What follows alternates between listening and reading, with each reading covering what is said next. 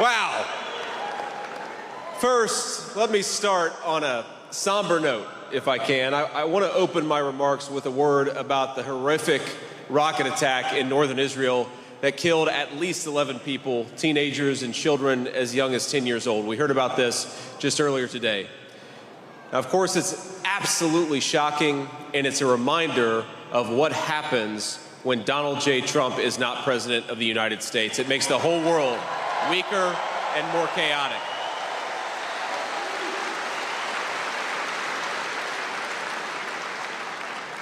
Now, no nation should or can tolerate this terrible stuff, and I know this audience stands with Israel and stands with our friends. Let's get President Trump back in office and get this war over with.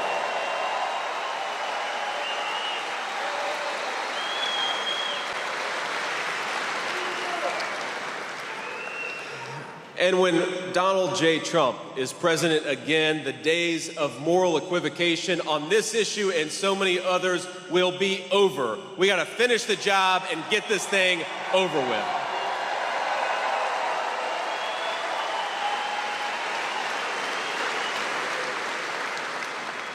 Now, I want to talk about what's going on in this country.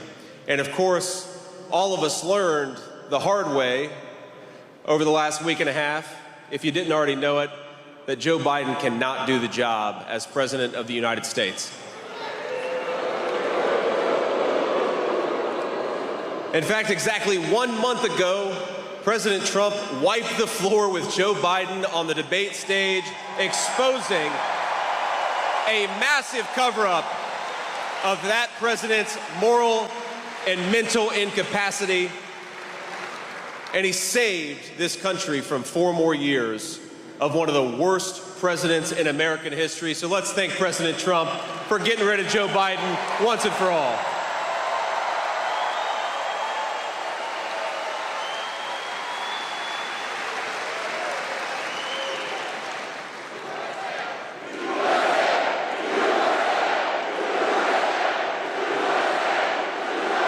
Thank you. And during that same time, President Trump accepted our party's nomination with overwhelming support. We held one of the most successful conventions in history, and he even took a bullet for the country that he loves and didn't miss a single day of work.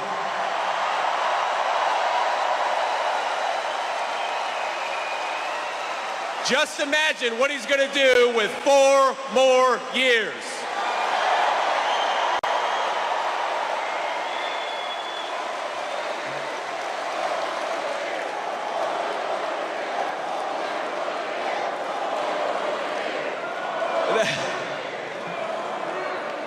Now, we've got some of our friends in the media back there, and after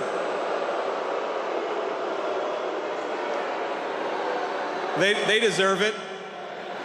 After covering up Joe Biden's mental incapacity and incompetence for 3.5 years, now the media is at it again. For 3.5 years, my friends, they told us that Joe Biden was Abraham Lincoln. And now the media tells us that Kamala Harris is Martin Luther King Jr. Can you believe it?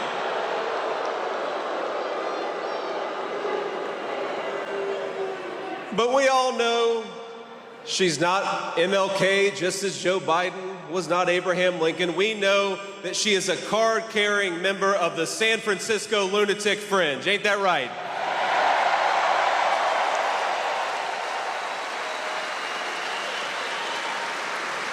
And America is not going to be fooled by the media's lies anymore.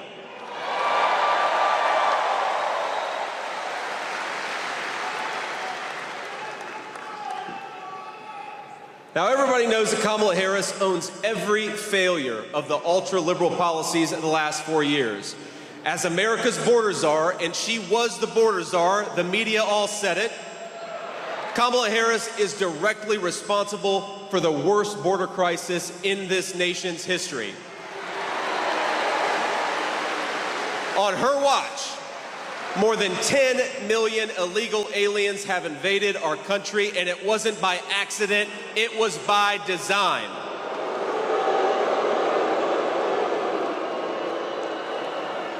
Creating this flood of illegal immigration is the purpose of the ultra-liberal immigration policies.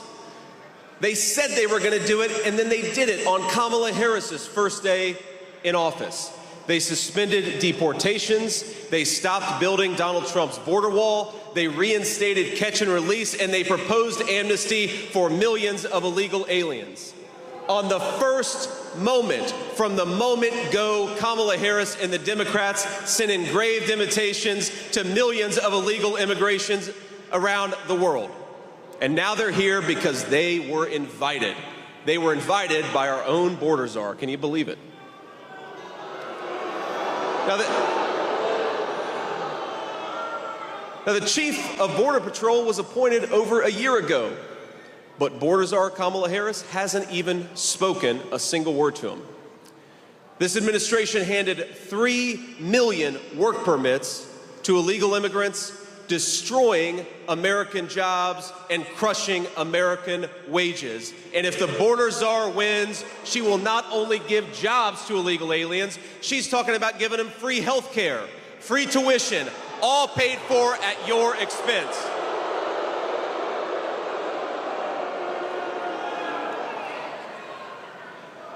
I agree. Worst of all, Kamala Harris would happily erode every protection we have to prevent them from voting.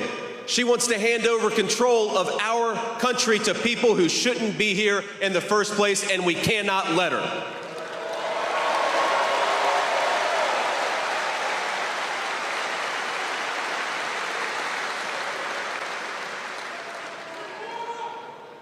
And I have a message, a very simple message to the millions of illegal aliens who are in this country and shouldn't be. If you are here, start packing your bags right now, because Donald J. Trump is coming back into office.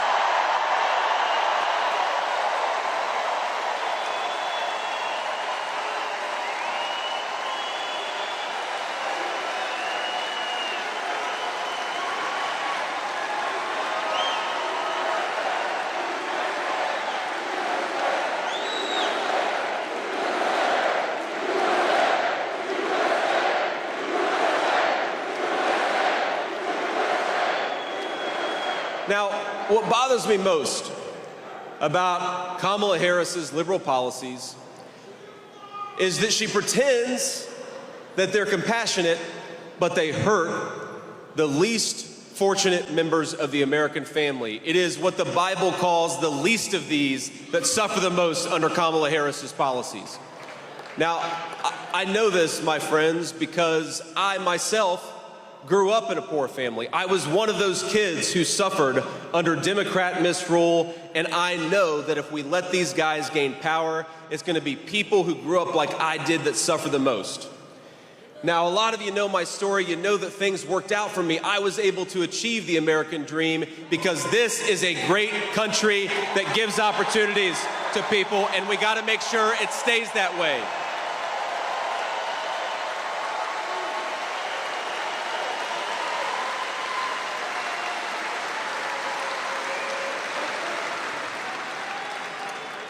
And I benefited, of course, from the incredible bounty of this country. I also benefited from a very tough grandmother who raised me because my own mom struggled with addiction. And I'll tell you, there are a lot of things that keep kids on the straight and narrow, but one, for me, was a grandmother who told me when she found out that I was hanging out with a local drug dealer, JD, if I ever see you with that kid again, I'm gonna run him over with my car.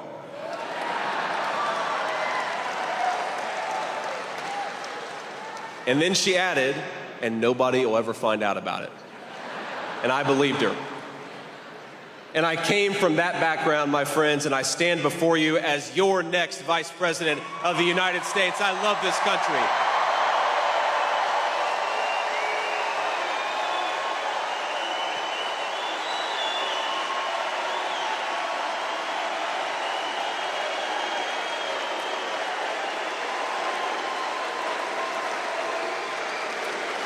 But if we want to preserve that American dream for the next generation, if we want to build upon it, then we have got to win this election. We have got to bring the people's president back. That's President Donald J. Trump, and we're going to do everything we can to get him elected in November. And we're going to do it together.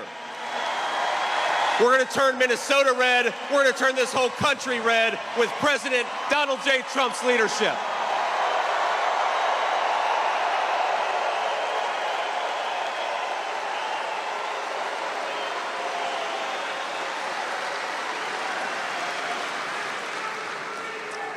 And we're going to do it not just because we want to beat the Democrats, as fun as that will be, but because the American people depend on President Trump's leadership. And the clock is ticking, my friends. In 6 months, we are going to launch the largest deportation program in the history of this country.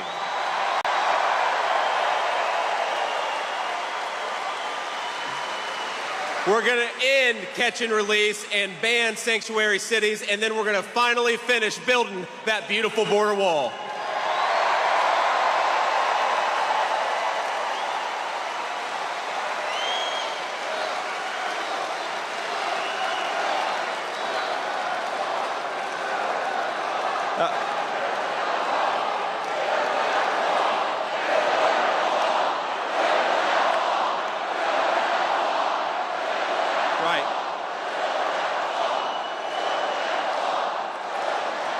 Now, we know Kamala Harris is not going to do this. She was ranked as the most extreme liberal in the United States Senate based on her voting record. And my friends, I serve with some pretty crazy liberals, and she was ranked ahead of all of them.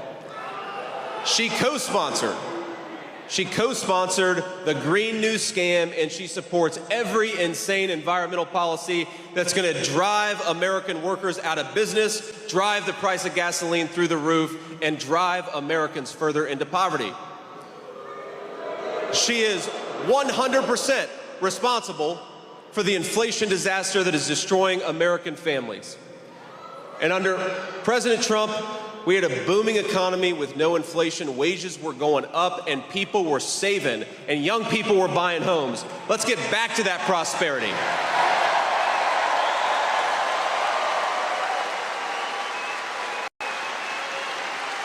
We're going to fight for your ability to afford housing, education, health care, groceries. We want normal Americans to be able to afford a decent life in their own country. It sounds so simple, but it's got to happen. And one of the ways we're going to do it is drill, baby, drill. Get that stuff out of the ground. Get it from our own people. Get it from our own workers, and not from tin pot dictators all over the world.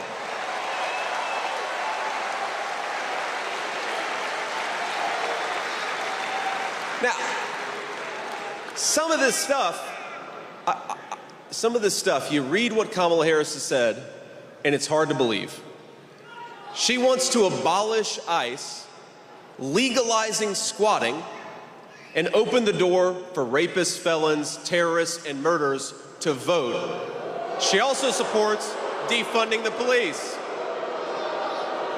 She opposes putting more cops in the street because she believes that police are a greater threat than the bloodthirsty criminals they lock up. And maybe they are a greater threat to her, but to hardworking American citizens, they are our protectors, and we back the blue in this country.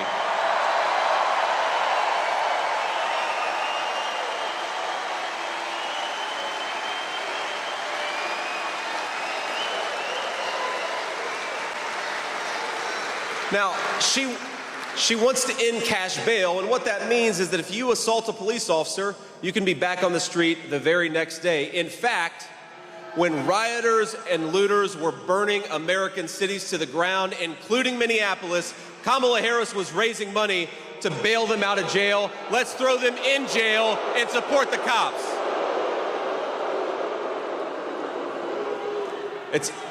It's hard to believe, but it's true.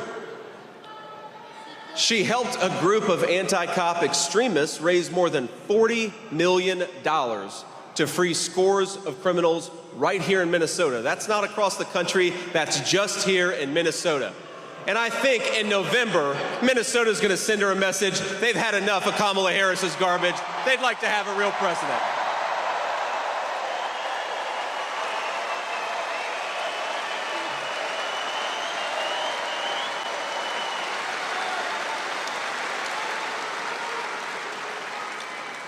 You can't make it up. Some of the criminals freed by Kamala include a convicted rapist, a knife murderer, a domestic abuser, who later shot and killed a man while he was out on bail.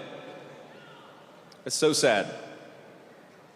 Thanks to Kamala Harris, Minnesota neighborhoods have filled and will fill with violent criminals.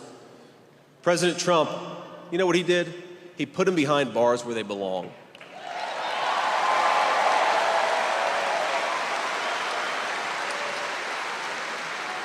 And here's the crazy thing. She also supports confiscating guns from law-abiding citizens. So the criminals get to have all the guns they want, but hardworking Americans get nothing to protect themselves. That is a recipe for disaster, and we're not going to let it happen.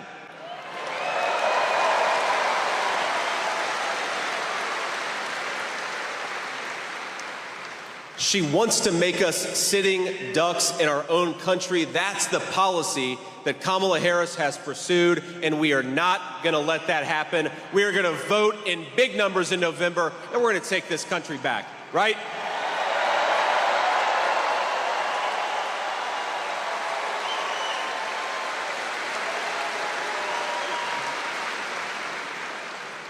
We're going to save this country for Americans of every race, color, and creed. We're going to do it the hard way. We're going to do it because this country is worth saving. We're going to do it by fighting through the media lies, and we're going to do it by electing Donald J. Trump, President of the United States.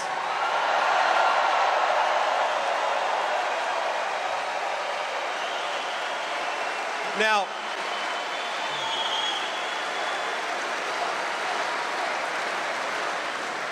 maybe the worst and most dishonest thing that Kamala Harris has done, and it is a long list, my friends, is that she helped cover up Joe Biden's declining mental capacity for years. It's actually sad. Putin, Xi, Kim Jong-un, all these dictators, they have been sitting in private rooms for 3.5 years, licking their chops because we have a president who can't actually do the job. Now, anyone who's too blind to see Biden's incompetence or too dishonest to admit it is not fit to serve as commander-in-chief. She lied to us. She lied to all of us, and it's unacceptable.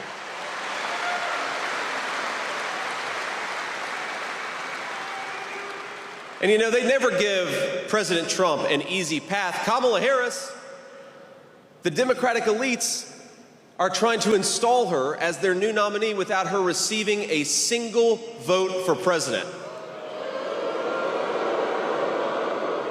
The media, our friends back there, they call it a coronation. I think there's another word. I call it a coup. In America, we do not crown our leaders, we vote for them. Democrat or Republican, you gotta give the voters a choice.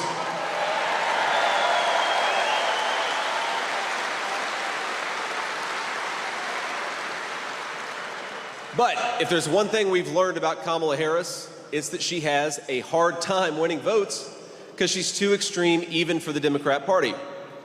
Remember, in the 2020 primary, Harris dropped out months before they even cast the first vote. She was so unpopular, she polled in the low single digits among Democrats the entire campaign. She wasn't even in the top 3 in her home state of California, and that is pretty embarrassing, ladies and gentlemen. And the reason is because Democrats know that the American people would never elect a San Francisco liberal who's so far outside the mainstream. Now, we've got to give some credit to our Democrat friends because they were right in 2020. The American people are never going to elect a wacky, out-of-touch San Francisco liberal like Kamala Harris.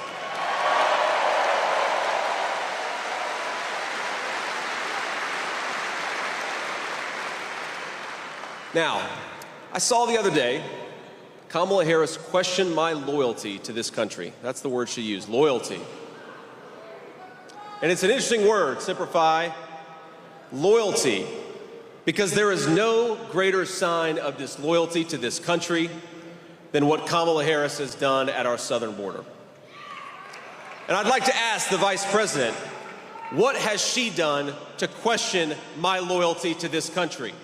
I served in the United States Marine Corps. I went to Iraq for this country.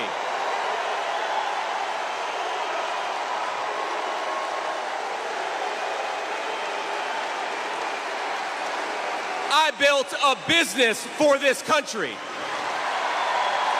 And my running mate took a bullet for this country. So my question to Kamala Harris is, what the hell have you done to question our loyalty to the United States of America?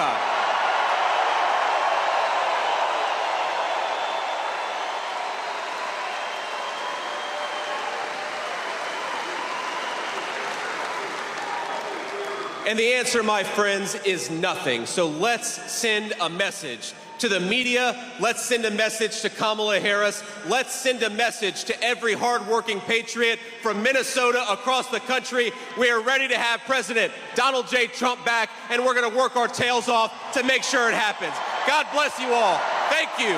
And thank you for having me, Minnesota, a great state.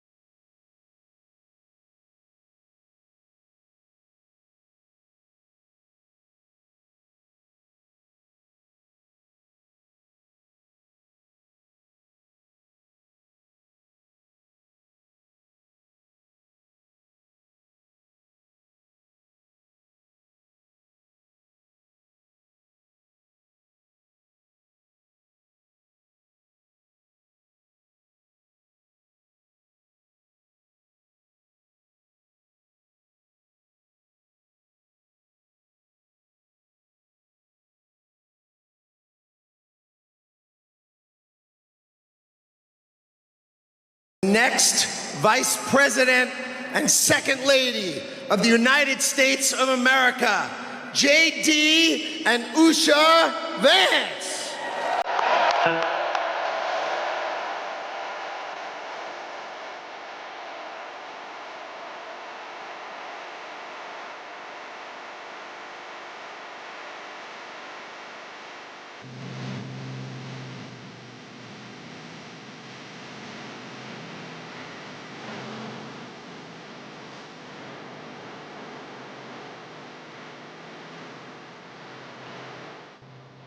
All right. Isn't she lovely?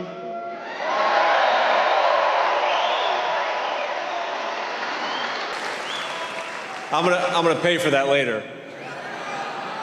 But without further ado, I want to introduce my friend, my running mate, the biggest fighter for this country and the working men and women of this country we've ever seen, and the next President of the United States, Donald J. Trump.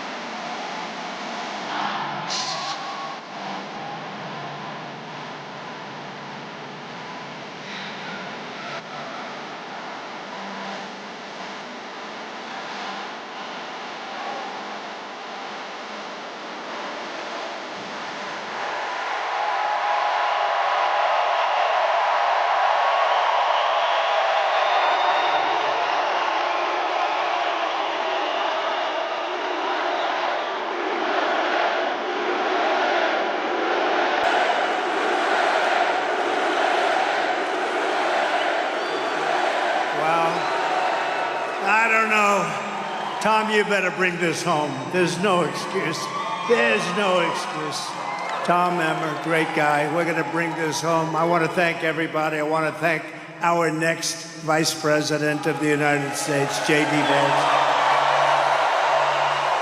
And I especially want to thank the great state of Minnesota. We love Minnesota. Before we begin, I want to condemn the evil attack on Israel that took place earlier today. A missile launched by Hezbollah killed at least a dozen children, young children. And they were playing, as you heard, on a soccer field in Israeli territory on the Golan Heights, a place that I recognized during my administration as under Israel's sovereignty. It was a big thing. They've been trying to get it done for 72 years. I got it done in about 1 hour.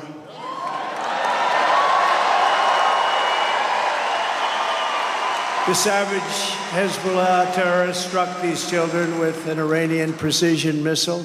Dozens more were wounded in the attack, and sadly, the death toll is probably going to go very substantially higher. Our hearts go out to the families of these innocent children. No parent should have to suffer the terrible loss of a child at the hands of terrorists or anybody else.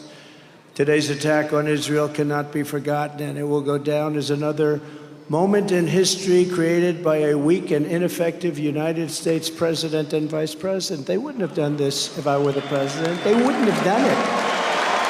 And they didn't. With time, this situation will only get worse for our country with the kind of leadership that we have right now, which is no leadership. It's probably worse than no leadership. It's negative. It's negative leadership.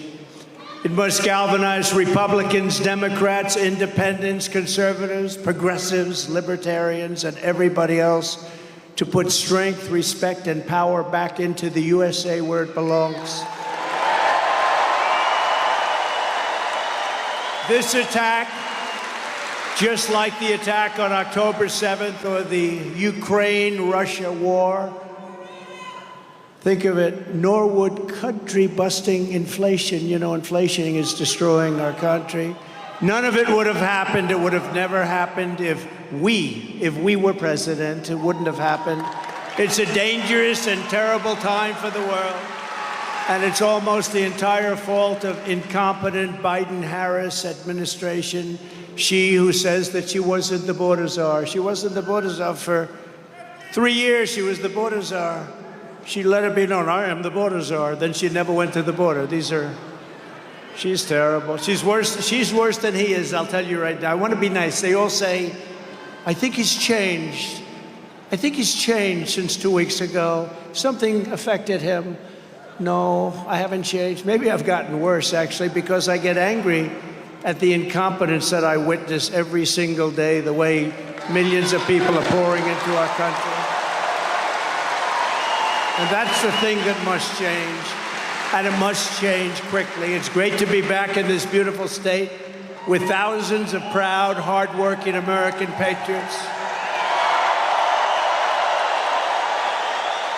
As you know, 6 days ago, we officially defeated the worst president in the history of the United States, crooked Joe Biden. Have you heard of him? Have you heard of him? He was badly beaten, and everybody went to him and said, Joe, you can't win, you can't win. He said, no, let me debate him. Let me debate him, please. That didn't work out too well either. That was the end. The debate was the end. You can't beat him, Joe. Now we just beat you, Joe. You're going to lose. You got to get out. We want to get out. You got to get out, Joe. There was nothing nice about what they were doing. It wasn't democracy, was it? It wasn't democracy. They were saying, we want you out of the race, Joe, and we want you out here. You're going to lose. These are quotes from some of the fake news. Look at all the fake news back there. Wow. That's a lot of fake news. Man, that's a lot of fake news, Mike. Joe, you're going to lose. We want to put somebody else in. And then I realized last night I was speaking to a great group of people, Christians, all Christians, and they've been horribly treated by this administration. Today I spoke to Bitcoin crypto. So I went from Christians to Bitcoin, and now I'm with you in Minnesota. We cover a lot of territory. Think of that. So Christians to Bitcoin to Minnesota. We cover a lot of territory. And I never mess it up by saying, let me tell you about Bitcoin. I don't do that, no. Remember Biden, of course, I don't want to talk too much about him, but when he was in Iowa, and he said, it's great to be in Idaho. No, if I ever did that once, it would be the end. They'd say that's the end. He's cognitively impaired. That would be the end. The fake news would go crazy. But I thought last night, as I was speaking to this incredible group of evangelicals and a lot of others of faith, it's, well, you like that, don't you, huh? Yeah.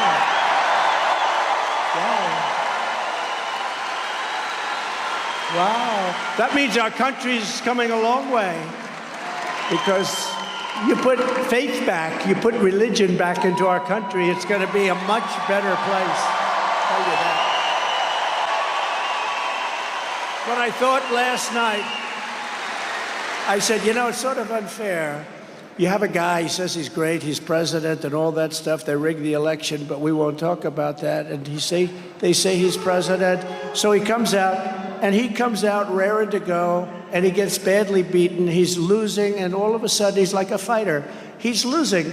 Then they took him out of the fight, and they put a new fighter. We have a new victim now, Kamala. We have a new victim. We have a brand new victim. And honestly, she's a radical left lunatic. And she is, when you find out about her, all I have to say is defund the police. That was her big thing. Let's defund the police. And as I often say, you know, politicians don't change. Whatever they say first, that's where they are. They don't change. Wouldn't you say that, Tom? Whatever they say, if they said 5 years ago, 8 years ago, defund the police, she said it like 2 years ago or 3 years ago. But so if that's what they say, that's ultimately where they want to go. But this was really a coup of, and by the Democrats, this was a coup of a man that had 14 million votes. He wanted to run. They wouldn't let him run. They treated him horribly. They said to him, we can do it the nice way, or we can do it the hard way. To Joe, he's president. This was a coup of the presidency. They threatened him with the 25th Amendment. They said, Joe, we're going to threaten you with a thing called the 25th Amendment. You're cognitively and physically a mess. And if you don't get out, we're going to take you out with the 25th Amendment.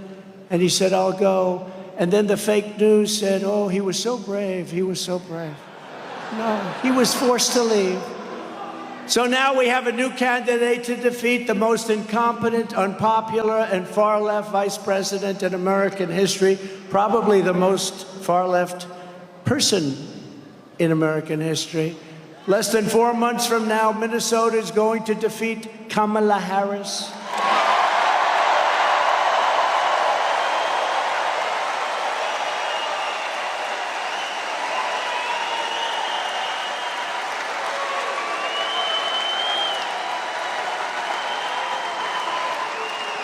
And remember what I said a short time ago. A short time ago, she strongly fought for many, many bad things. But to me, I love the police. We're not defunding them. We're going to fund them. Fund them. We're going to overfund them. She's just thinking. She's defund the police, and I'm overfund the police. We're going to overfund.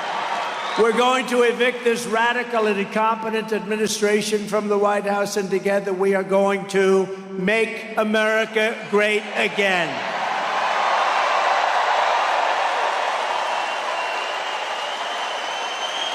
With your vote this election, inflation will stop, the illegal aliens will be turned back, the cartels will be in retreat, crime will fall, energy prices will plummet, incomes will soar, and a world in chaos will rapidly be transformed into a planet of peace. And very importantly, and you don't hear this anymore, the words you don't hear under the Trump administration, the American dream will come roaring back bigger, better, and stronger than ever before. The American dream will come back, right?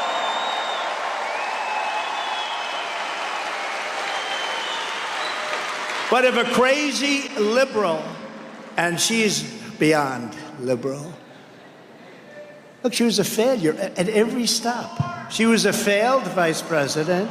She was a horrible district attorney. She destroyed San Francisco. She was a liberal she was there before all the guys that you're currently reading about, right?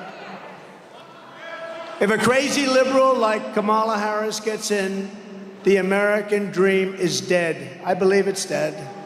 I believe it's dead. Over the past 3.5 years, Baltazar Harris, which is what she called herself, even the New York Times today, They took an article out of the New York Times, Baudazar. Now, you know, they're deleting everything that says, these people back there are deleting everything. But we already have it. You know, 3 months ago, she was thought of so badly they were just killing her. And now that she's in this position, they're trying to make her into a, let's say, Margaret Thatcher. I don't think so. It's not going to happen. Margaret Thatcher didn't laugh like that, did she? Did she laugh? If she did, she wouldn't have been Margaret Thatcher. It's very simple, right? Baudazar Harris allowed almost 20 million illegal aliens to stampede into our country. If she gets another 4 years, it'll be 40 to 50 million more people in our country, and they'll be using Medicare and Social Security. They will be gone. They'll be wiped out. They'll be destroyed. There won't be a thing your government can do about it. She will kill Social Security and Medicare. As Vice President, Kamala Harris cast the tie-breaking votes that created the worst inflation in half a century. I believe the worst inflation that we've ever had. You know, they don't use the real numbers. They don't use the numbers that are really, really bad, but they're bad enough to have the worst just about that anybody can ever even think of or remember, decimating working families. And if she wins, inflation will only get worse. It's going to get worse. Already energy and gasoline are going up. You see what's happening? More and more per gallon. We had it down to $1.87. We actually had it lower than that for a period of time. A Kamala Harris presidency means 4 more years of extremism, weakness, failure, chaos, and probably World War III. I really believe it. They have no, that's why this happened today in Israel. Shocking that it happened out of nowhere. A Trump victory will bring back leadership, competence, common sense, and strength to the Oval Office. That's what we had. We had no wars. We had no wars. Think of it. We had no wars. Remember when crooked Hillary Clinton used to say, he's going to get us into a war. Look at him. Look at his rhetoric. I said, no, my rhetoric's going to keep us out of wars. That's what happened. We had no wars. They didn't think about it. Putin would have never got in. Iran was broke. I told China, if you buy 1 barrel of oil from Iran, you're not doing any more business in the United States. And they didn't buy any. They didn't buy any.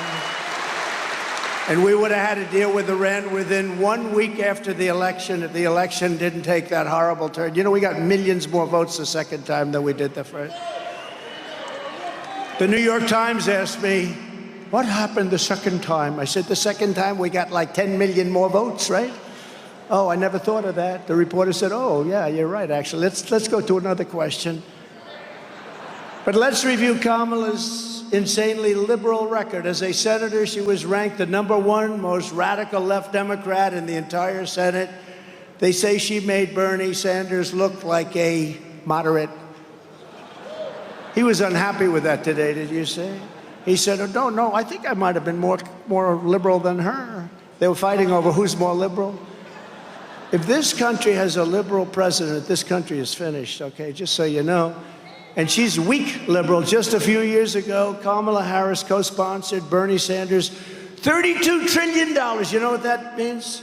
That means file for bankruptcy as you're signing the legislation. Everything is gone. Your taxes will go up by 4 or 5 times, and it still won't be nearly enough. $32 trillion socialist takeover of the entire U.S. healthcare system. She endorsed outlawing private health insurance entirely. Many people have private health insurance. It's phenomenal. If they work hard and they make a little money, they want to have great health insurance. She wanted it outlawed. She supported giving free taxpayer-funded health care to all illegal aliens. Come on in. Come on in.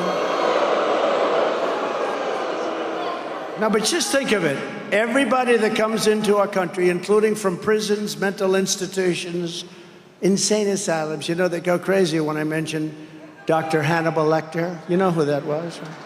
They say, why does he keep mentioning Hannibal Lecter? Well, you see, he was a slightly troubled patient in an insane asylum, and he'd love to have you for dinner, you right there. He'd love to have you for dinner. But I mention him because we have people like that coming into our country. They're closing their insane asylums all over the world. They're sending their criminals into the United States. Venezuelan crime is down 72% because they're sending their criminals and their drug dealers and their prisoners to the United States. And next year, I think, instead of being here, which is a great place, I love this place, we'll go to Venezuela or someplace in South America where they've sent all their criminals to us, because we'll have a nice, safe event. We can go to Venezuela next year where the crime drops 72%, and we're going to have a nice, safe event, because in Minnesota, you will have lots of people that you don't have now, although many of them are here now. They're just sort of getting used to it. You'll have people from their jails and from their mental institutions in Minnesota. So we'll go to a nice, safe location. She co-sponsored the $100 trillion Green New scam to abolish oil, coal, and natural gas. She pledged to ban fracking. No fracking. Oh, that's going to do well in Pennsylvania, isn't it? Remember Pennsylvania, I said it. She wants no fracking. She's on tape. The beautiful thing about modern technology is when you say something, you're screwed if it's bad. If you say it wrong, you're screwed. She said, I never said about fracking. Then we play about 90 tapes. You know, there will be no fracking. We will defund the police, she says. I have to be very careful when I say that, because if I say we will defund the police, imitating her, they'll put me on television tonight saying Donald Trump wants to defund the police. Right? You got to be very careful, Tom. Sarcasm doesn't work when you have a crooked press. You know, when I imitated him, because Biden, and I don't want to waste a lot of time, because it's over now, right? He's gone. I told you he would be. I told you he wasn't going to make it. I told you.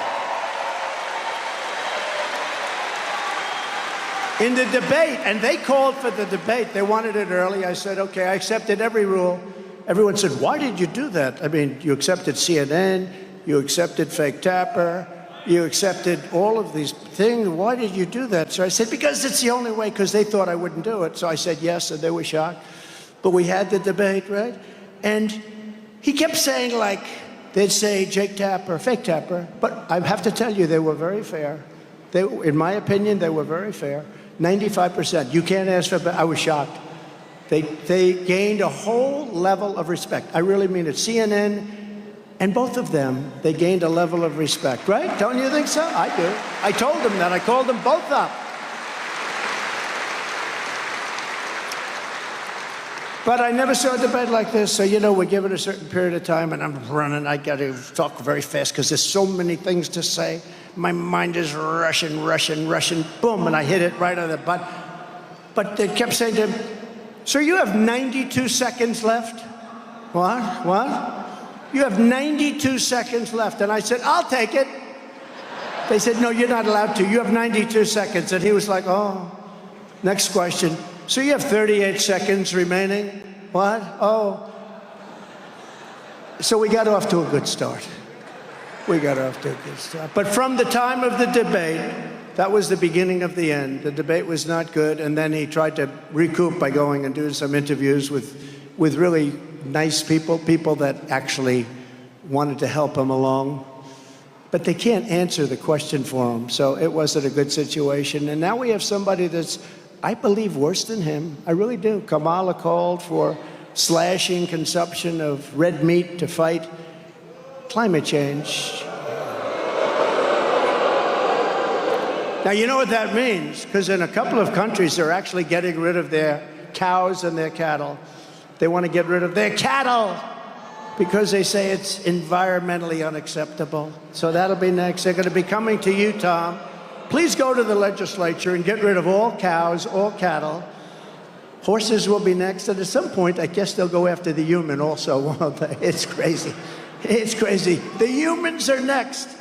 No, she's terrible. She's terrible. I mean, she's as bad as you get. She supported mandatory gun confiscation, ripping firearms away from law-abiding citizens, and she said that a 80% tax rate is a bold idea that should be discussed. It's very interesting to her. I think that's nice. How about 80%? Kamala is also a total radical on abortion. Should we talk about abortion? Do you mind for a second, right? When you compare my position on abortion to that of Kamala Harris, my position is actually, just polled, 8 points higher, and that's because she's a radical. She's an absolute radical on abortion. She wants abortion in the 8th and 9th month of pregnancy. Think of that. And right up until birth and even after birth. The governor of Virginia, the ex-governor, we have a great governor of Virginia right now, but the governor that preceded Glenn he was horrible. I call him Michael Jackson, remember? Remember his wife stopped him from doing a moonwalk? Oh, that was a good thing, because nobody could moonwalk like Michael. He wanted to moonwalk to show that would not have been good, but he blew it anyway. But he said, we put the baby aside. If the baby's born, we put the baby aside, and we discuss with the mother whether or not we terminate the baby's life. This is after. This is an abortion. This is called killing. This is called a word beyond abortion. This is called execution. Kamala supports taxpayer funds to pay for abortion for any reason. She even voted against legislation that would require medical providers to give care to babies born alive after an attempted abortion. They're the radical ones. You see, the Democrats really, and not all of them, because most of them agree with us, they're the radical ones, whereas our position is that abortion is now back to the states. They've wanted to have this.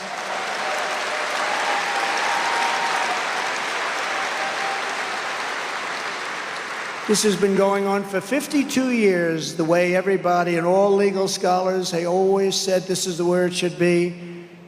Everybody wanted it back in the states. Democrats, Republicans, liberals, conservatives, and legal scholars. Every legal scholar wanted it back in the states. And then about 14 years ago, people started talking about the number of weeks, the number of months, the number of this, that. They wanted it back in the states where people can decide, and that's what's happening. You look at Ohio, they decided. You look at Kansas, they decided. You look at a lot of different states, they decided. And sometimes it comes out the way certain people want it. Sometimes it didn't. Ohio came out with somewhat of a liberal interpretation, and so did Kansas, which was a little surprising, but it's the vote of the people. Like Ronald Reagan, I believe in exceptions for the life of the mother, rape, and incest, and I also believe that you have to follow your heart, but you also have to get elected. You have to remember that. We have to get elected, and I want to thank the 6 Supreme Court justices, Clarence Thomas, Samuel Alito, John Roberts, Brett Kavanaugh, Neil Gorsuch, and Amy Coney Barrett, for the wisdom and courage they showed on this long-term, very contentious issue. But getting it back to the states puts the question where it belongs, with the vote of the people, and it's over time, and you'll see this. Over time, it's going to work out incredibly well, and just an issue that was tearing our country apart for years and years is coming to an end, and people are coming together. It's going to be the vote of the people, and it's a state vote. It's the way it was supposed to be. It should have never been in the federal government. So, thank you. I think it's so important to say. I think it's so important to talk about. This November, the American people are going to reject Kamala Harris's crazy liberal extremism on a massive landslide. We're going to have a landslide because it's going to be too big to rig. You know what too big to rig is? We're not going to let her turn the United States into communist San Francisco. You know, 15 years ago, San Francisco was perhaps the greatest city in the country. And now it's unlivable. It's unlivable. The crime is so bad. The drugs are so bad. She has ruined it. She was the original of the bad DAs. She was the original of the bad prosecutors. She blew them all away. There are a lot of people that say she destroyed San Francisco. She will destroy our country. She will destroy. And moderate, you know what? We can maybe live with moderate, but we have to bring our country back. We've gone down a long way. Remember this, out of the 20 million people, and probably much more than that, that came out, so many, they have to be taken out. We're gonna have the largest deportation effort in the history of our country. The criminals, we have to get them out immediately. Every voter in Minnesota needs to know that when the violent mobs of anarchists and looters and Marxists came to burn down Minneapolis 4 years ago, remember me? I couldn't get your governor to act. He's supposed to call in the National Guard or the Army, and he didn't do it. I couldn't get your governor. So I sent in the National Guard to save Minneapolis while Kamala Harris sided with the arsonist and rioter and raised money to bail out the criminals, bail them all out of jail. Remember?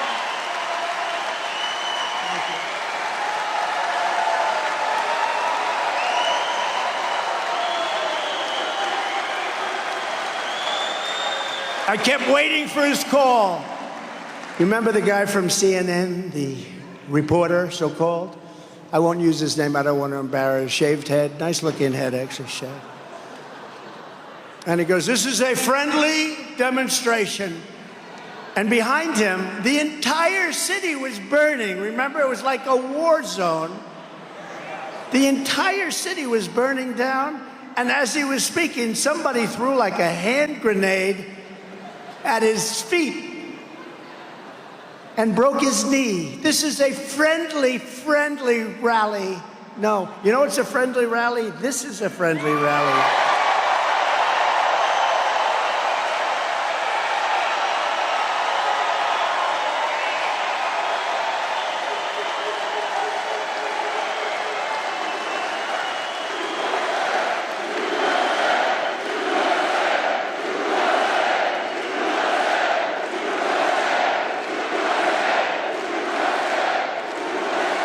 By the way, I feel so bad. There are 25,000 people outside that cannot. If you people all go and vote, now, look.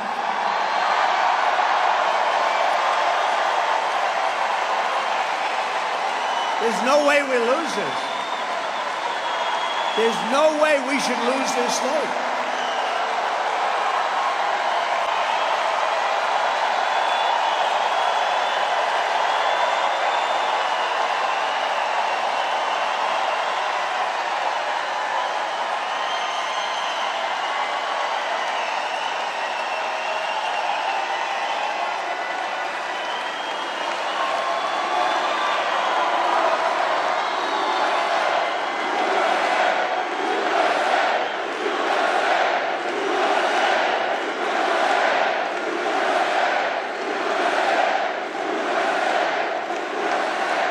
The other day, Kamala had 972 people, we counted it. They said it was 2,000, and that's okay. But they said she had a massive crowd of 2,000 people. It wasn't, it was under 1,000. But this, they never talk about this. Take a look at that. That's great camera work. It must, I know it's not a news camera, because they don't do that. Even the ones that are on our side. They don't show the crowd size. I love crowd size. We've always had the biggest crowds. In history, there's never been anything like this. No, you had to see, we drove from the airport to here, and practically the whole way, there were just thousands and thousands of people. It's incredible.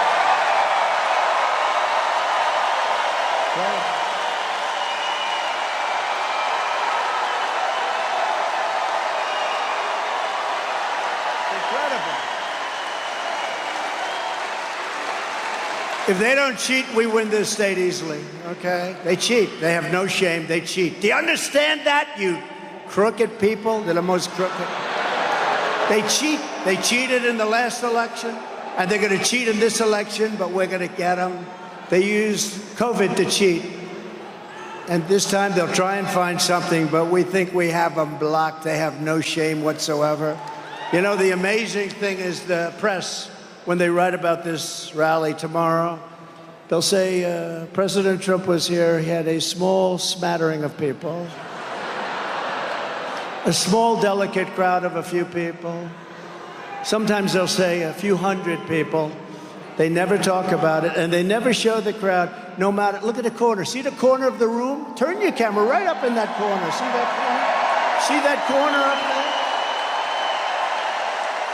See that corner up there? See that corner? Look at that.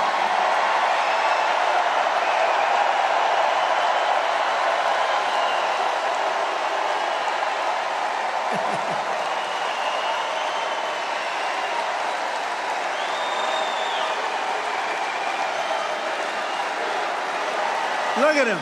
Look at that guy. He's going crazy up there. He loves it. He's going crazy. He's got the worst seat in the House, and he's got more attention than anybody. Look at him.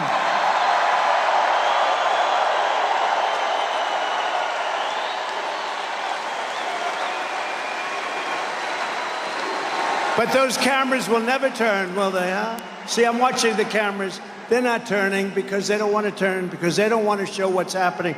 This is the greatest movement in the history of our country. And if we don't win this election, our country is finished.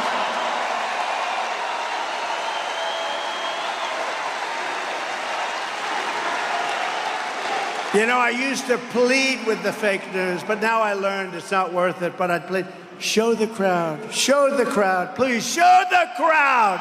You know, I'd say, show the crowd.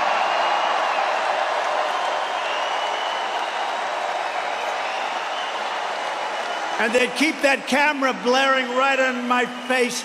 They'd show it as tight as possible, as tight as you can. And I'd say, you gotta show the crowd, you gotta show it. And I actually thought in 2015 and 2016 when I started, because we had these crowds from the beginning, I have to say now they're bigger and better and stronger, I think, than ever before. Bigger and better. Look at that. That's, when I say the corner, you know the place is packed if those seats are gone. But I love that one guy up there. He's going crazy. We've made him a star. But I used to say, turn the camera, turn it. I went through, and I never understood, because it's actually good for them. It shows that people are watching something, so I figured it would be easy. Even the bad ones, they should do it. They should show the kind of crowd size, and they wouldn't do it. Even the friendly ones, I won't mention names, okay? But you know who I'm talking about. Friendly, they would never show the crowd. And then I realized what it must be. It's a metal object, and I figured they couldn't turn the camera because it's on steel tripods, and I figured it's very rigid. And then one night in late 2015, just prior to 2016, there was a terrible fight, like over there in the corner, where the only way a camera could get the fight would be to do a triple tripod loop, swirl underneath the people's legs. And that camera, I've never seen any piece of steel bend so much. It was like, they got every second of that fight. I said, you mean the cameras do turn very well? And they do. That was when I learned it's fake news, it's just fake news. But they won't show this crowd, they won't show them. But more impressive than this crowd is honestly the people outside. You have thousands and thousands of people. So we love them, we love them. We love them.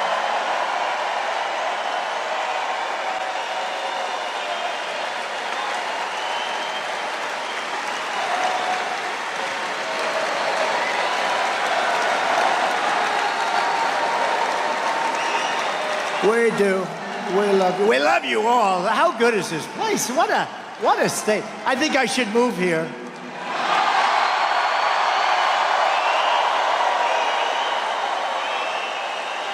No, but we have a lot of states. They're all, look, they all see what's happening to our country. They're all incredible. We always have packed houses, to put it mildly, like this. I mean, the spirit has never, ever been like this. We did great in 2016. We did better in 2020. There's never been spirit like this, Tom. I don't think we've ever had, Pete, never had spirit like this. Great hockey player, by the way. Great hockey player. Pop, great hockey player. We've never had spirit like this, so we have to do it. We're going to turn it around fast. We'll turn this thing around real fast. You're going to be so happy. Kamala urged her followers to donate to the so-called Minnesota Freedom Fund, helping raise $35 million to set loose violent offenders after they shot at police, looted your stores, sexually assaulted innocent victims, and committed all sorts of other heinous crimes. One of the criminals Kamala helped bail out of jail was Sean Michael Tillman, very famous now, unfortunately, a repeat offender who, with Harris's help, was set free. She set free many very bad people. And then he went on a murder rampage. He killed a man on a train platform in St. Paul, shooting him 6 times in the head. Okay? She just turned him free. Ultra-liberal Kamala Harris will deliver crime, chaos, mayhem, and death to our country. I will restore law and order, justice in America.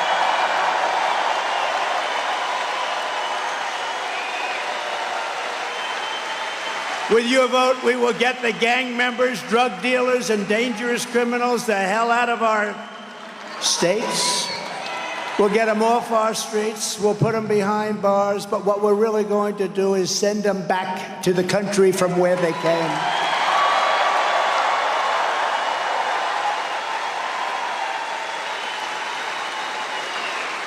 You know, a certain country in South America, and by the way, they're coming from all over the world. They're coming from the Congo in Africa, 22 prisoners. Where do you come from? Congo. The good thing about these people is they make our criminals look like really nice people. It's true. Our criminals are now considered fine, upstanding people by comparison to these people. I told Dana White, UFC, do we love Dana White? How good was he at the convention? I said, Dana, I have a great idea. Take your great championship fighters from all over the world, you're champions right now, but start another league, called it an illegal migrant league. And then take the best of those fighters and let them fight. I believe the migrants will win. I think it's crazy. You know, I told that little sort of sarcastic joke. The press went crazy with it. He wants to start a migrant league. He wants to start a migrant league. I was going to tell you when I was up here 2 months ago, I imitated Biden because he can't find the stairs ever. The stairs, stairs, stairs, stairs. 2 stairs. Get so many stairs. Get so many stairs. It's like too many stairs. I don't know what the hell they need them for. But they spend a lot of money. Government often will spend. Government has many more stairs than private. We put up like 1 stair. They put up like 12. But you always have a lot of stairs, so I'm imitating him, and I'm being funny, and I think I'm being so funny. And I had a tremendous crowd. We had 42,000 people, and I'm saying to the people, you know, when Biden gets off, do you ever notice? First of all, he doesn't make long speeches like that. Second of all, even though he can't read a teleprompter, he never goes off the teleprompter. It's a mess. It's a mess. And I was telling the people, I said, you know, do you ever watch when he's finished with his 2-minute speech? It never lasts more than 2, maybe 3 minutes. 3 is like a long speech. He goes,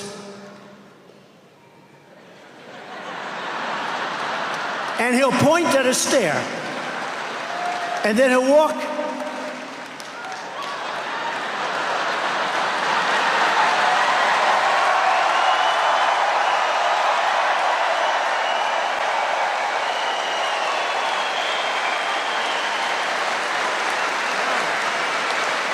He'll point right at the stair, and then he won't be able to find the stair. This is what we have negotiating nuclear weapons with Putin, with Kim Jong-un, with President Xi of China. No, this isn't going to work out. Bad things are going to happen. But I called my wife. I said, who else could do it? Who else could do it? And 50,000 people.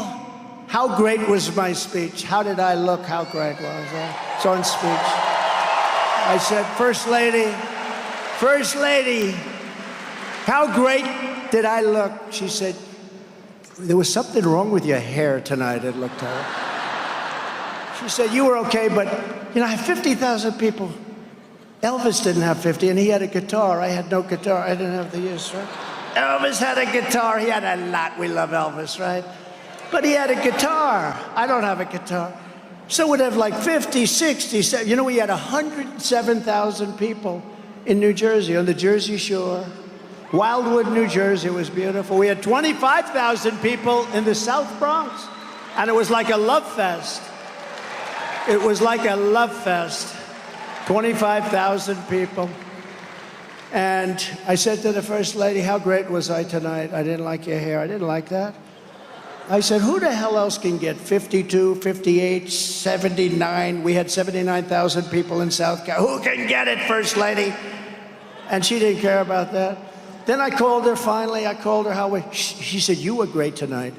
Oh, I said, "That's great. Thank you very much." And I said, "How else? I mean, was it really good?" "Yeah, but there was a problem. Why couldn't you find your way off the stage?" They said you couldn't find. So these people, I was playing and having fun, imitating Joe Biden not being able to find the stairs. And they said that Trump couldn't find the stairs off the stage.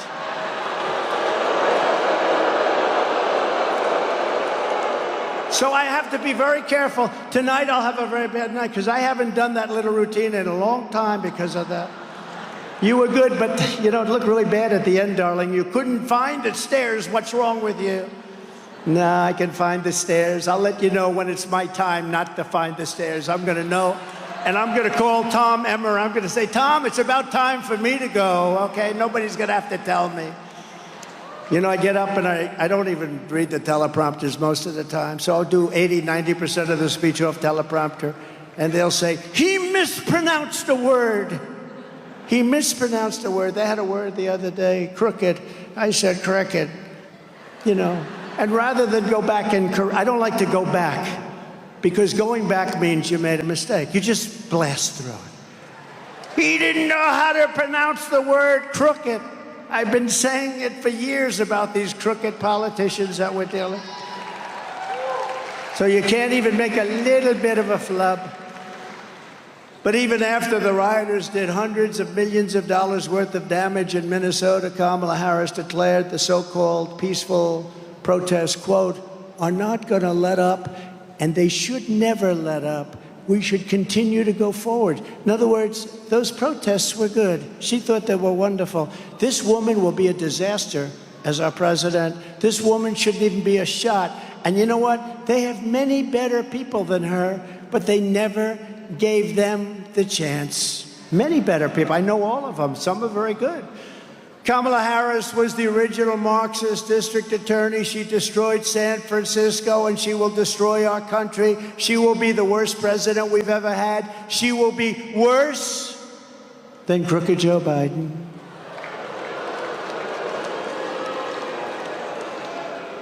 The only thing is she won't have Hunter, so I will have. Where's Hunter? Remember the sign we did? Where's Hunter? That became...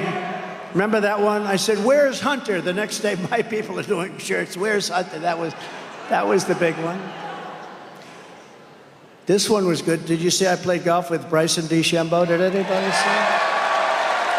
Yeah. Played okay. Really good. Won a lot of club championships, and I'm playing with him. First of all, he's like 29 years old. He hits the ball a mile, but I hit it far also, and we played very good. And it was a break 50. Break 50, that means you have to get 13 birdies and 5 eagles. That's very tough. The par threes are actually make it the toughest, right, for those of you that are golfers. But I played with him. He said, "I can't believe how good you are." No, I play good. So what happens, and I was, you know, I helped him a lot, but he does hit the ball like about 380. It helps. It helps when you can hit it 380. He's the longest hitter on tour. He just won the U.S. Open. He's a handsome guy. He's a great guy. He loves the people, loves the country. But that became the #1 trending thing because Joe Biden, who I watched him, I was always a nice athlete, a really good athlete, but I don't want to brag. So what happens? Joe Biden challenged me to a round of golf. He challenged me.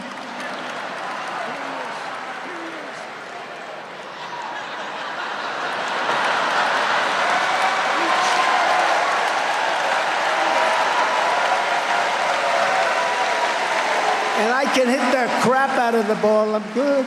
I shoot good scores. And when you win a club championship, that means you can play under pressure.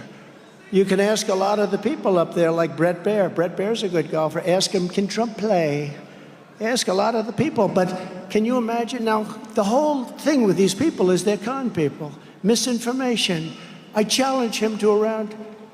I'll give him 3 strokes aside. He's going to give me strokes.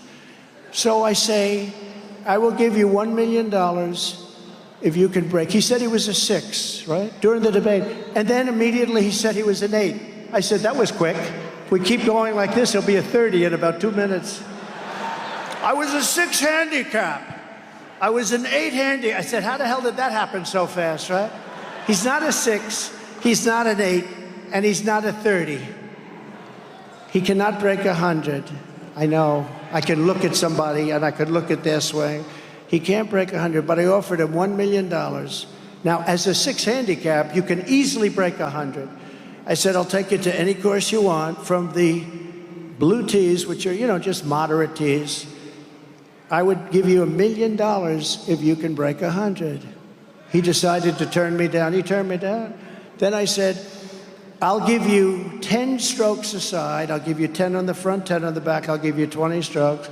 I'll give you $1 million if you can beat me. He has no chance, okay, no chance. He didn't.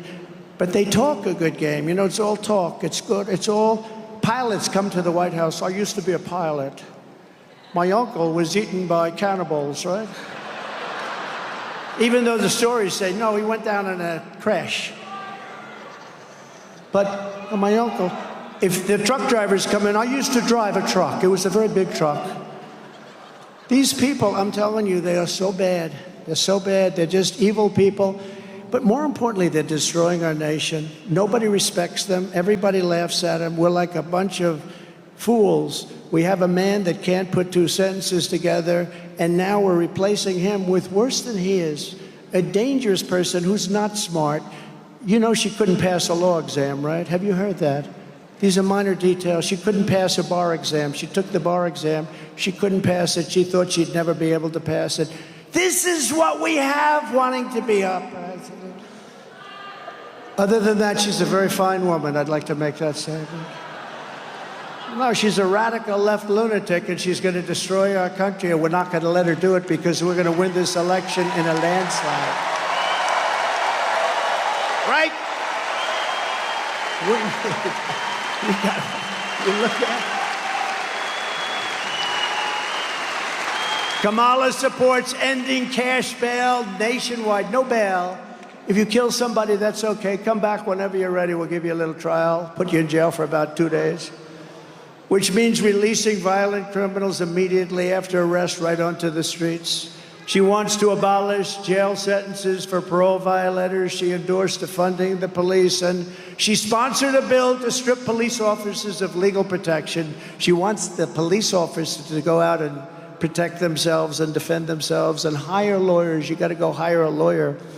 These lawyers would take what they make in 1 year, they'll take it out of their hides. You can't do that. We're going to give immunity to police so they can do their job. I'm giving federal immunity to police officers so they can do their job. I think it's good. She wants to leave our communities at the mercy of deranged criminals and violent mobs. Unlike Kamala Harris, under my leadership, we will never defund the police, and we will give our heroes the protection, resources, and respect that they so dearly reserve. We're not going to take away their pensions. We're not going to take away their homes. We're not going to destroy their lives and their families' lives. We are joined today by an incredible woman who I just met, took a picture backstage, Shannon Owen, the widow of Pope County Deputy Josh Owen last year. Very handsome. Josh was on his 44th birthday, right on his birthday.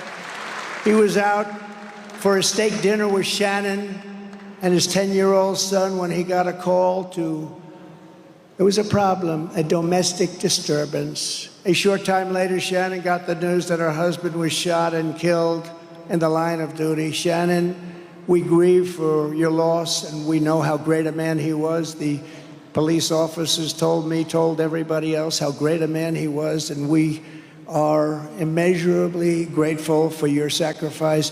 I would love to ask Shannon to come up for a moment. Shannon, can you do that? Shannon?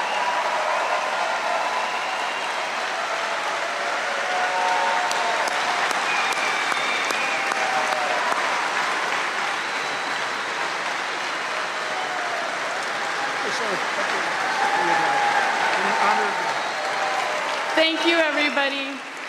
Sorry you couldn't hear me that well earlier. I hope you can hear me now.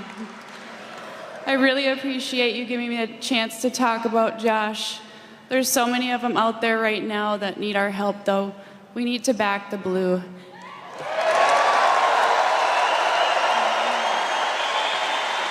And we need to say what Trump said and overfund the police. Thank you.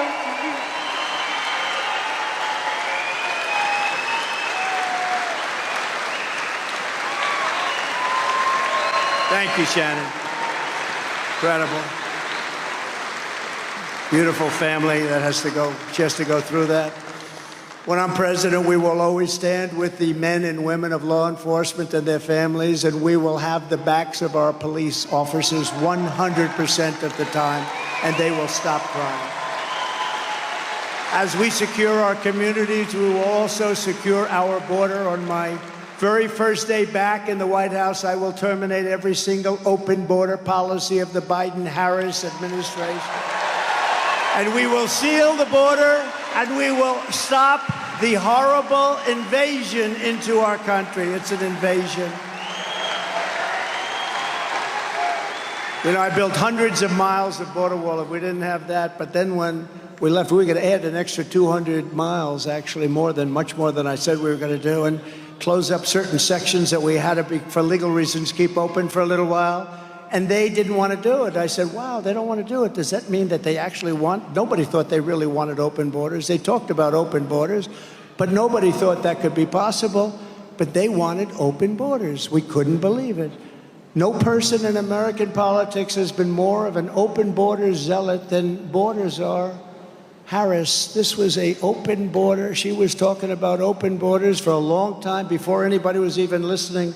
You have to see her tapes and her statements that she made a few years ago before this fell into her lap, I guess you could say. Very undemocratic. Kamala supported abolishing ICE, and these are incredible patriots. These are tough people that go into a pack of MS-13 gang members in Long Island, and you see the fists flying and everything flying. The MS-13, they killed two young girls, 16-year-old girls, walking to school, and they cut them up with a knife because they didn't want to use a gun because it's too fast. They cut them up, two beautiful young kids going to school. They cut them up. And MS-13 is probably the most violent of the gangs, although now we have some coming in that might make them look good. But what happened is ICE went in, saw them. These guys walked right into the middle, and they start swinging. 3 minutes goes up, and they're bringing these guys from MS-13 out there unconscious, bringing them out like this and putting them into a paddy wagon. And we took them out and brought them back to their country, or we put them in jail in some case. No, the ICE agents are great patriots. The Border Patrol are great patriots. But she was really something. She compared ICE agents to members of the KKK. She voted in favor of deadly sanctuary cities where you protect the criminals at all costs. She supports decriminalizing illegal border crossings, and she supports mass amnesty for all illegal aliens, even if they happen to be criminals from another country. Under border czar Harris, millions of migrants are pouring across our border. They are coming not just from South America. They're coming from Africa, Asia, the Middle East. They're coming from everywhere. And as I said before, they're coming from prisons and jails. There's a slight difference. Mental institutions, insane asylums, and terrorists at levels that we've never seen before. We have terrorists coming in at levels that we've never seen come in before. You know, the Border Patrol did a statement on terrorism and terrorists. They said in 2019, one of my 4 years, now I think they were wrong on this, but I'm going to tell you anyway, I love it. They said zero. They had zero. Is that right? I think, Paul? They had zero terrorists coming in the year 2019. Now, I think they were wrong because I don't know how they could be, but they had zero. Now they have thousands and thousands of the hardest, meanest terrorists coming in, and it's not going to end well, but we're going to go right to work, and we're going to get them the hell out of here. And you know who knows who they are? The local police. Our local police, they know their middle name. They know everything about them. Meanwhile, our crime rate is going up while the crime statistics all over the world are plunging, because all over the world, unless they're run by very stupid people, they're taking their criminals and they're dumping them. We're like a dumping ground. They're dumping them into the United States. So Venezuela, crime is way down. The criminals are almost gone. The jails are half empty. The only difference, if I were running Venezuela, I would have had the jails 100% empty by now. I can't believe they're just going a little slower than we thought. Many countries right now, there's a certain country, I don't want to mention it because the head of the country, the president, South American country, but again, they're all over the world. He's getting great publicity that he's done a wonderful job on crime. He's done a wonderful, wonderful job. He's convinced everybody to live together. And I believed it. Like for 2 years, I'm reading about it. I go, oh, great story in the New York Times. Great, great, great. Wonderful. Then I realized he's taking his criminals. He's dumping them into our country. But he's doing it differently than some of the others. In Venezuela, they brag about it. He liked to say that he did something with a social experiment. A criminal is a criminal, and they generally stay a criminal, and we don't have time to figure it out. But we're not going to take criminals, and we're going to get rid of the criminals that we've been given by all these countries from all over the world. Under borders are Harris. Our communities are being ravaged by migrant crime. Earlier this year, a 15-year-old girl in Massachusetts was raped by a migrant who Biden and Harris flew into the United States. How about that? We're stopping them at the border. We're fighting. The Border Patrol guys are stopping them like crazy at great danger. And then we find out they have airplane flights over the border with thousands and thousands of people landing into the middle of our country. They're flying them then in airplanes into our country. So they don't want to stop them. They never will stop them. Nobody understands what good can come of it. Nobody understands why they want to have open borders, because there's nothing good. The only thing they can do is they are trying to register people to vote. That's the only thing we can say. These are not stupid people. Anybody that can cheat on elections like they cheat on elections, these are not stupid people. But you say, why would they want to have open borders and have criminals and mental patients coming into our country? The only thing is, and I'm seeing it more and more, they're fighting like hell. They want to register these people to vote, and we have got to stop it. We can't let them do it. That's the only thing. There's no other reason that they could want this. In upstate New York 2 months ago, another 15-year-old girl was attacked by an illegal alien they let in, assaulted with a metal pipe, abducted, driven to an isolated area, raped and killed.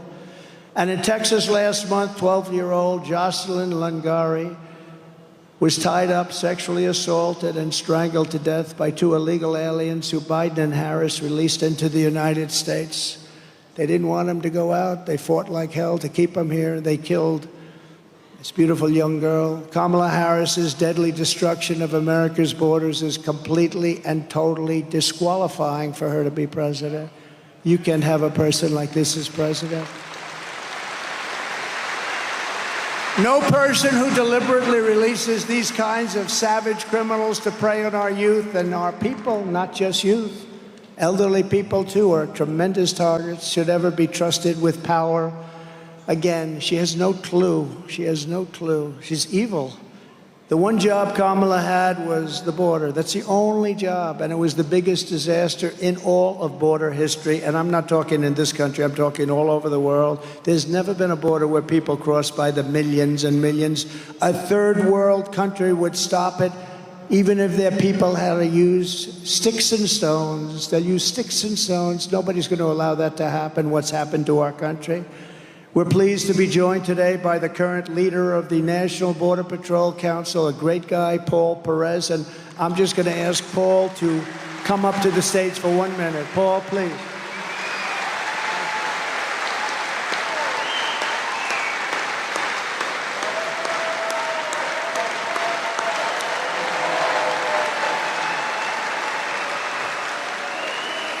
So like I said earlier, I worked under 3 Democrats, 2 Republicans. Everybody talked tough on the border. Only one president actually backed it up. That was Donald J. Trump. Joe Biden doesn't care about the border. Borders are Harris doesn't care about the border. Do you guys remember the interview when they asked her if she was going to go to the border, and she laughed about it and said, well, I haven't been to Europe.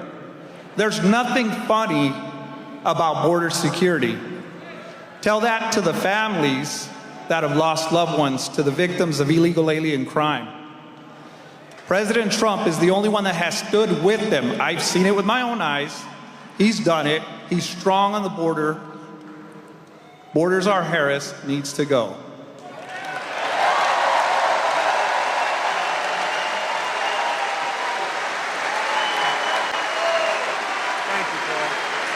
Thank you very much. Great people. Their people are, it's so much easier for them to just say, let's do nothing like they were told to do, but they can't do it. They love the country. Brandon Judd, your friend, they love the country and they want to solve the problem. And by the way, I have a couple of people here, actually many people, Front Row Joes. I want to thank you very much, Front Row Joes. These guys, they've come to over 200 rallies.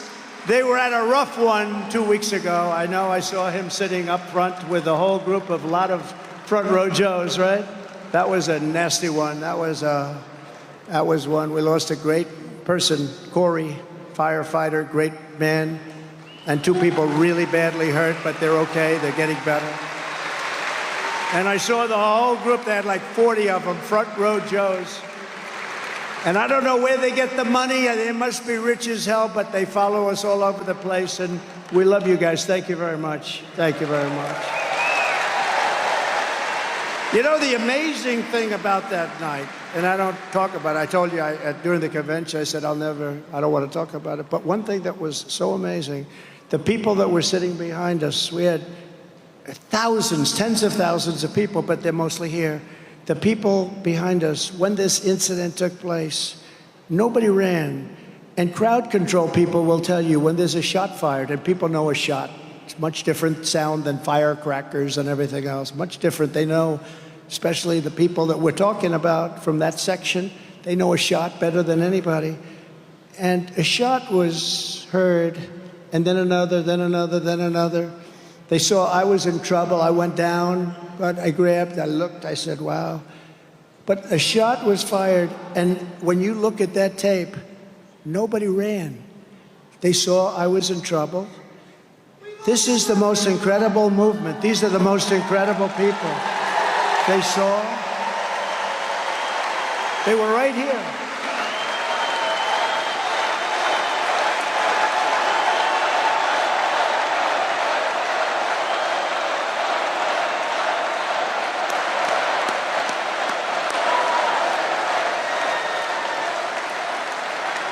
And it was a group similar to this, a little bit larger, twice the size. And those people, and there was one guy, I got to meet him. He was dressed in black. He had sort of a green floppy hat on. Not only didn't he run, and there were others that did this too. He stood up. Bullets are going, you're just looking. Did you see it? Does everyone, I mean, you've seen this clip hundreds of times. People call up, they see it hundreds. They just, but look at that guy. He's not afraid. And then he's pointing. There he is. And the Secret Service sniper with one bullet, he did a great job. It would be nice if it would have been earlier. One bullet from a much further distance. And let me tell you, the Secret Service is taking a lot of heat, but I was under fire, and I was down, and I was here, and they came rushing, and there were bullets coming at us because it was whizzing over my head. And I don't know how they didn't get hit, but they had 7 or 8 guys that absolutely, you talk about bravery, they jumped on top of me, they shielded my body. I mean, to a point that was amazing. And we have to remember that too. We have to remember, they understand, they made some mistakes, but I'll tell you what, bravery was incredible because those bullets were flying, they were flying nasty. And it didn't stop them. You saw how fast they moved. They just moved and they jumped on me. I could show you an arm here. I said, these are strong people. But I'll tell you, they were very brave people. That was a very incredible thing. And fortunately, maybe it could have been a little bit earlier, but that sniper for Secret Service, he was a world-class shooter. And from probably 400 yards, that's 4 football fields, because he was over there, quite a bit away. And this guy was over here, 130 yards away. So you add it up and you double it or triple it. And one shot, boom. Because if that didn't happen, a lot of people A lot of people would be gone right now. A lot of people. But there was great bravery displayed, and you have to hear that also. You have to hear that. There was no like, oh, let me get out of here. I want to resign immediately from Secret Service. No, there was incredible. Every one of them. There wasn't one that was slow. A woman who was on my right, she was shielding me, beautiful person. She was shielding me everything she could. And she got criticized by the fake news because she wasn't tall enough. Well, you know, she wasn't tall enough because I'm tall and she wasn't tall enough. And she was criticized. She was so brave. She was shielding me with everything. She wanted to take a bullet because the bullets were flying. Incredible. And every one of those guys. But the amazing thing is the people behind me, and you didn't see this because you don't see it, but we had a field as far as the eye could see, much more than what we have here. If you added everyone, it would be like, but even if I could see, nobody ran. And the crowd experts say when there's a shot fired, like in a soccer stadium, the whole place, they call it a stampede. They run for the gates. Nobody ran because they saw I was in trouble. And it's an amazing thing. I'm telling you, this is a movement the likes of which nobody has ever seen before. And I feel the same way about that. Yeah? Thank you. Those people are great. I just want them to know that. They're all sort of famous now, you know. But it's not, you don't see one person running off that platform. The women, a couple of them ducked, but they got up. They got up, everyone. There's not one person that ran, and some of these guys and some of the women, they stood up in the face of all that noise and all that scary stuff, and with all the blood that they were witnessing, they stood up and they were looking right, because they wanted to help Secret Service and they wanted to help the police. They wanted to find out who that guy was. So I just thank that whole crowd, but those people behind me and the people in front were the exact same thing. You just didn't get to see them. If Mordechai Harris stays in charge, every week we will bring a never-ending stream of illegal alien rapists, bloodthirsty killers, and child predators to go after our sons and daughters. That's what's going to happen. Nothing good is going to happen out of this. If I'm elected, we will immediately deputize the local police and form a massive dragnet to scour the nation for the monsters who are murdering and raping our children, and we will ship them out of our country immediately. And those countries will take them back. You know, under President Obama, they wouldn't take them back. They said, no, sir, we can't do it. They won't take them back. They put planes on the runways. I said, what do you mean planes? They put planes on the runways, so when we fill a plane full of MS-13, we're going to land in Guatemala or Honduras or El Salvador or some country. We can't land the plane. They have planes sitting on the runway. This has gone on for years, so I said, I want them all out of here. They said, we can't for that reason. They have the Roosevelt clock. I said, how much money do we pay them? Because we pay everybody money because we're so stupid. So the three countries, we paid about $750 million a year for economic development. I haven't seen too much economic development. So I tell them, I said, tell them they're delinquent, they're in violation of everything, and we're not paying them anymore. And they did. They said, we're not paying you anymore. And the next day, I got 3 calls from the presidents of those 3 countries. I won't tell you exactly which ones, but you sort of have an idea. And they said, Mr. President, sir, is there a problem? Now, you have to understand, they've been telling Obama and Biden for years, we're not taking your people back, and we just kept paying them like stupid people, pay, pay, pay. I said, they're delinquent. I said, you're delinquent. But they said to me, sir, is there a problem? We seem to have a problem. This was early in the morning. I got 3 separate calls almost at the same time. Is there a problem, sir? Because they were notified there's no more money coming their way. I said, yeah, the problem is all the people, and they send them. They don't just come here. They send them. They put them in caravans, and they send them. And they put most of their bad ones in those caravans. They put the prisoners, they put the mental patients, they put a lot of bad ones. So I said, no, we're not sending you any more money. They said, sir, we would be so delighted to take back MS-13. We love them very much. They took back everybody. From that point on, we took out thousands and thousands of criminals and we sent them back to their country. They said, we would be delighted to take them back, sir. And we took out thousands and thousands, and like Dwight Eisenhower, people think of Dwight Eisenhower as a moderate, but he wasn't a moderate when it came to the border. He was the toughest guy we had as a president. He hated when people would come across our border, and he would deport them immediately. Dwight Eisenhower, you don't think so? We have no choice, but we're going to have to do it. But we have a much bigger problem than he ever did, and the problem was caused by Kamala and Joe, Crooked Joe. I wonder if Joe got any money for doing that. Kamala wants to be the president for criminals and illegal aliens. I want to be the president for law-abiding Americans of every race, religion, color, and creed. Harris is so extreme and unhinged that she has even declared the terms illegal alien and radical Islamic terrorism to be forbidden and unacceptable. You're not allowed to use those terms, but that's what it is. Some of it. If she's elected, she will flood our country with refugees from Hamas-controlled terrorist epicenter in Gaza, the Gaza Strip. She wants to deposit thousands of jihadist sympathizers in Minnesota. You know that. You already have enough. I mean, how the hell do you have these Congress people elected? Ilhan Omar. Now, she went to a speech when I was running. When I was first running, and I you know, in all fairness, I never did this stuff before I'm running. And this lunatic was in the audience. She started screaming. I said, who the hell is that? And it's the same crazy person that I watch every night. She's nuts. And she gets reelected by not a lot, but she gets reelected. How do you have people like that? I'm telling you, I was making a speech, and we had a lot of people, and she was like there someplace, and she got up and started screaming. I said, that woman is insane. She's crazy. And you know what? She's become like a major voice in Congress. Can you believe it? She's a sick woman, and she's destroying your state. She's hurting our country, and we shouldn't be electing people like that.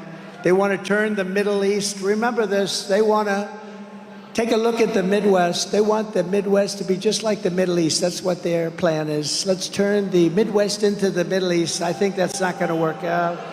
But we do not need a jihad in the United States of America, and we're not going to allow it. We're going to do something about it. We're going to be strong. We're going to be brave. We're going to be smart. We're going to listen to Tom Emmer and Pete and all of the other. You got great people in this group, I tell you. You have great people. And we do not need more people who want to burn our flag. I watched yesterday and the day before, they're burning our American flag. And I said, I know they say it's unconstitutional. Well, make it not unconstitutional. You burn our American flag, you should get immediately mandatory 1 year in jail.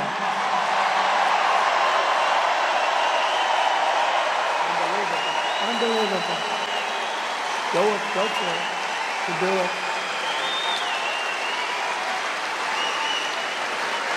On day one of the Trump presidency, I will restore the travel ban, suspend refugee admission, stop the resettlement, and keep the terrorists the hell out of our country. We're not going to have terrorists in our country. It's no wonder the Democrat Party and their thugs are so desperate to stop us. They know that we are the only ones who can stop them, us. All of their persecution is only happening because I am running for president and leading big in the polls, including in the great state of Minnesota. I saw a poll today where I'm up 2. Doesn't mean much, but it means something, right? 1972, Richard Nixon was elected. Can you believe that? I think there's some hanky-panky going on because I've had a lot of rallies here. We have rallies. What I've done for your upcountry with the iron ore. And those people, they loved us. And then these guys came back and they changed everything, and just disgraceful what they did. But I think, I'm telling you, if we have an honest election, we're going to blow it out in Minnesota. We'll blow it out.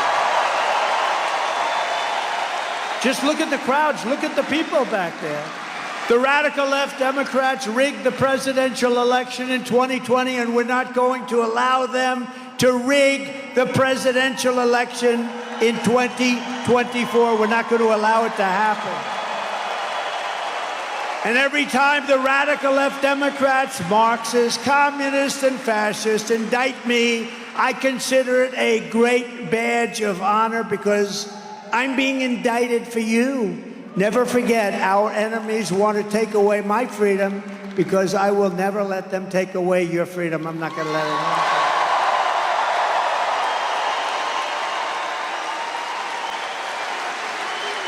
I say this, I got indicted more than Al Capone. You know, he was the meanest, most vicious guy. Scarface, many movies made about Alphonse. He's a fine gentleman. If he didn't like you at a dinner, you were automatically dead before you got home to your lovely wife and family. What happened to Dad? Well, he had dinner with Al Capone, never made it back. He was in the foundation of a building down the road. I got indicted more than him for what? Saying the election was crooked. The election was crooked. What a disgrace. You know what? And it works both ways. I mean, they're setting a terrible precedent. This has never happened before. Never, ever. It's never happened before. They want to silence me because I will never let them silence you. And in the end, they're not after me, they're after you. I just happen to be standing in their way. That's true. So just in closing, I have to say, because we're really joined by great people, we're pleased to be joined tonight by many fantastic Minnesota patriots, including House Majority Whip. And I can tell you, he's a tough guy and a strong guy. And we've become, I really believe, really good friends. And he's working the state. He's going to give me the biggest surprise on November 5th. Tom Emmer, great guy. And Mrs. Emmer, more important. Thank you both. Thank you both. Great couple. And members of Congress, he's a great hockey player. We're in a big hockey arena, but he's a great one of the best. Pete Stauber. Pete, thank you very much. Brad Finstat. Brad, thank you. Great. Good job. Michelle Fischbach. Thank you, Michelle. Great job. You have great people here. Minnesota House Republican leader Lisa Damon. Lisa, wherever you are. Thank you, Lisa. And Minnesota Senate Republican leader Mark Johnson. Thank you, Mark. Thank you, Mark. Great job. We have great people. We have great people on this state. These are great leaders. They're patriots. From the moment we take back the White House from Kamala Harris and crooked Joe Biden, I believe we're going to have the 4 greatest years in the history of our country. We're going to do it fast. We're going to turn it around fast. We're going to get it started fast. Starting on day 1, we will end inflation and make America affordable again. It's not affordable now. People are dying. They can't afford bacon. They can't afford anything. To bring down the prices of all goods, we will stop the Biden-Harris war on American energy, and we will drill, baby, drill. We're going to drill. We're going to bring that sucker down. I will terminate the Green New Scam, the greatest scam in the history of our country. Trillions of dollars being thrown out the window. And I will end the Biden-Harris electric vehicle mandate on day 1. And I love electric cars. Elon Musk endorsed me. Elon is a great guy, endorsed me, but he understands this is right. There's a great place for electric cars, but not 100%. Some people like to drive long distances. There's an expense problem. There's a made in China problem. But I'm a big fan, but it's a different kind of a market. They want every car to be electric. You know, they built in the Midwest 8 charging stations. Think of it. It's like a gas pump with electricity. They spent $9 billion building 8 charging stations. Now they have another 24,000 charging stations to go. So based on that, it's like $10 trillion. The whole thing is crazy. We will pass massive tax cuts for workers, and that includes no tax on tips. No tax on tips. And that'll be done immediately. Immediately. To protect Minnesota workers, I revoked China's most favored nation trade status. Think of it. China has a clause in all its agreements. We are a developing nation. We will be giving much more favorable terms than the stupid United States, which is represented by stupid people. That will be revoked. I had it revoked, and then they gave it back. I mean, you got to ask, how much money did Biden get from China? Could I ask you that? It's a lot, right? Millions of dollars, right? From Russia, they got $3.5 million. I know that. Remember I asked? Why did the mayor of Moscow's wife give them $3.5 million? And Chris Wallace, who's not the father, believe me, this is not Mike Wallace, this is Chris Wallace. There's a difference of about 300%. But Chris Wallace said, you can't ask a question like that. 6 months later, it turned out to be a big question. No, he got $3.5 million from the mayor of Moscow's wife.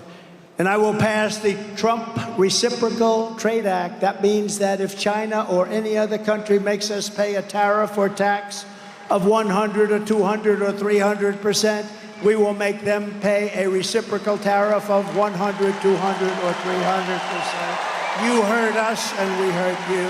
It's an eye for an eye. It's about time.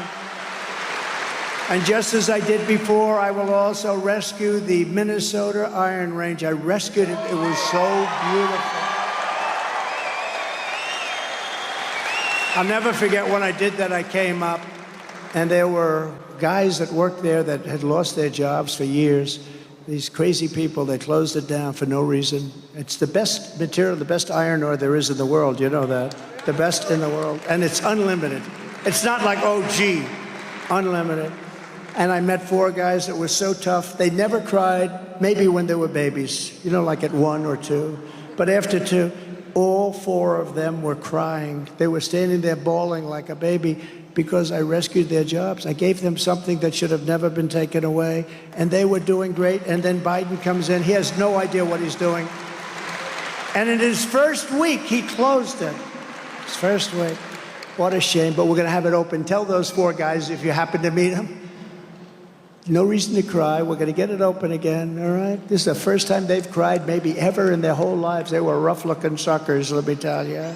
4 years ago, I saved the Iron Range from the radical left, but the Biden-Harris administration shut the Iron Range down. You know, they did it immediately, imposing a brutal 20-year mining ban on 250,000 acres. But I will end that mining ban. We'll do it together, Tom. We will end that ban in about, what do you think, about 10 minutes? I would say 10 to 15 minutes, right, Pete? And tonight I pledge to Minnesota miners that when I'm reelected, I will reverse the Biden-Harris attack on your way of life, and we will turn the Iron Range into a mineral powerhouse like never before. That's what it is. It's a minerals powerhouse. Before I even arrive at the Oval Office shortly after we win the presidency, and I say we win, we're winning this together, I will have the horrible war between Russia and Ukraine settled, and I will do something that nobody else will be able to do because we're closer than ever. You see that today? I will prevent World War III. I will prevent it.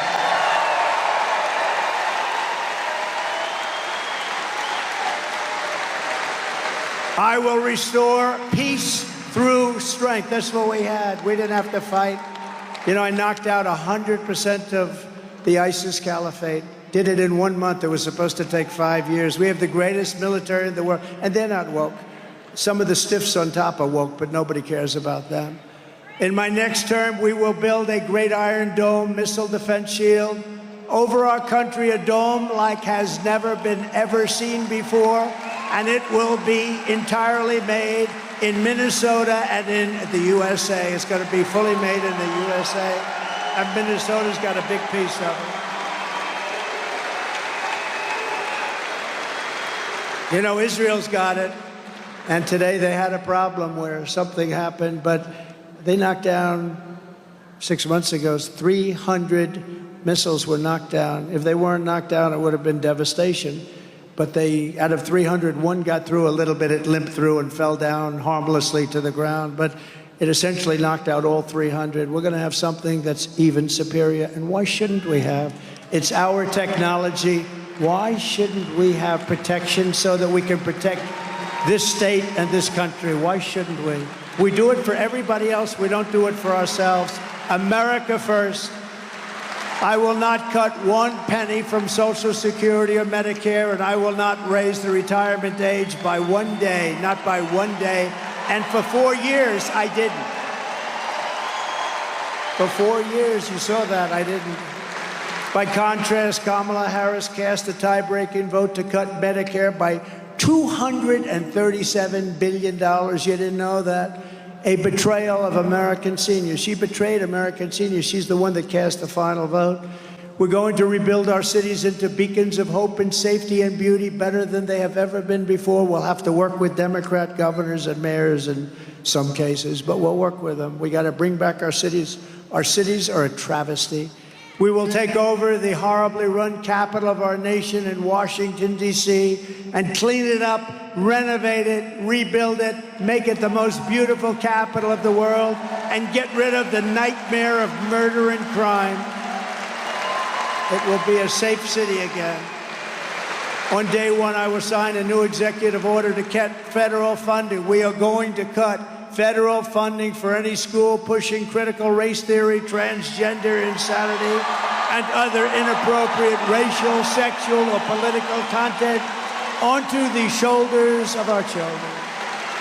And I will not give 1 penny to any school that has a vaccine mandate or a mask mandate.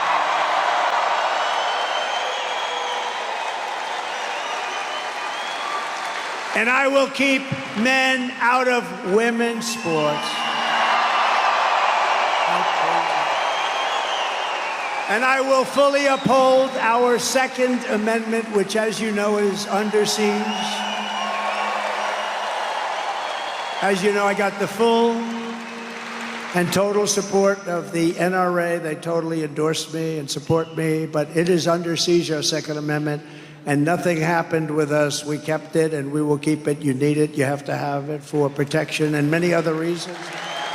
We will protect innocent life, and we will restore free speech, and I will secure our elections. Our goal will be 1 day voting with paper ballots, proof of citizenship, and voter ID. Very simple. But until then, Republicans must win. We got to win, win, win. We want a landslide that's going to be so successful. It's very hard. We got to win by a lot. We're going to do the too big to rig. Don't laugh. That's a nice little statement, but it means a lot. If you want to save America, get your friends, get your family, get everyone you know to vote early, vote absentee, vote on election day. I don't care when you vote, but you got to vote. Everybody's going. You got to go out and vote.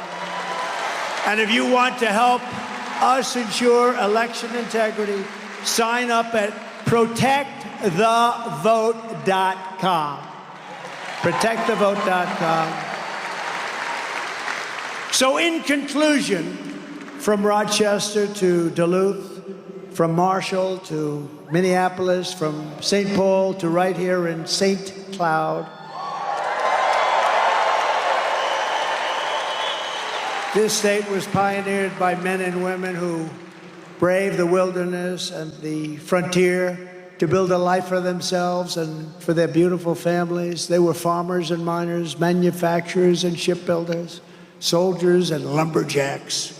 And they helped build this country into the single greatest nation in the history of the world.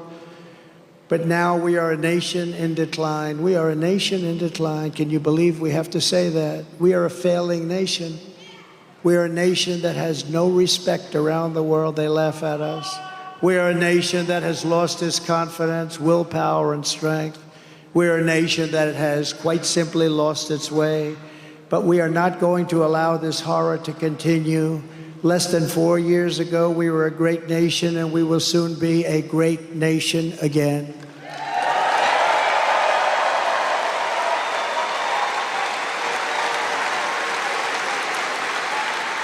With our leadership, every disaster Joe Biden and Kamala Harris have created can be fixed, and it can be fixed very quickly. You will be amazed at how quickly it will be fixed. This country will be put back together very soon. Every problem can be solved, and every wrong can be rectified. By this time next year, America's borders will be strong, sealed, and secure. Inflation will be in full retreat. Our economy will be roaring back. Optimism will be surging. The American dream will be thriving again for citizens of every race, religion, color, and creed.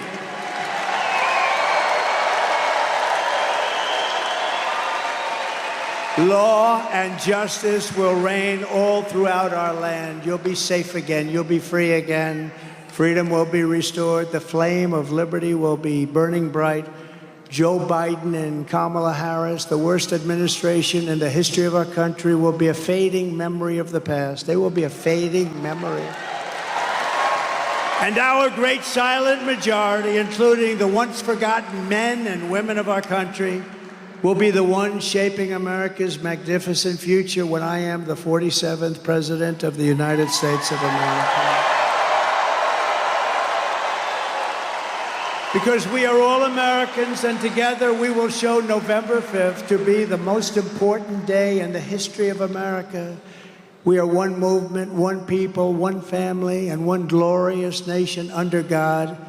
And together we will make America powerful again. We will make America wealthy again. We will make America strong again, strong. We will make America proud again. We will make America safe again.